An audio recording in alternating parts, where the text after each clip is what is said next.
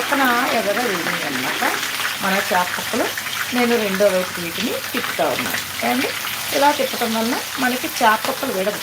ఒక పక్కకి ఖచ్చితంగా ఇవన్నీ కూడా వేగాలన్నమాట. వేగితేనే మనం రెండో వైపుకి తిప్పుకోవాలి.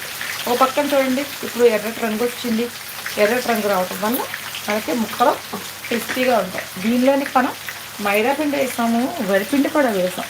వరిపిండి వేయటం వల్ల ముక్క అనేది క్రిస్పీగా వస్తుంది. కార్న్ ఫ్లోర్ కూడా వేసుకోవచ్చు. కార్న్ ఫ్లోర్ నాకు అందుబాటులో లేదు, అందుకు నేను రైస్ ఫ్లోర్ వేసాను.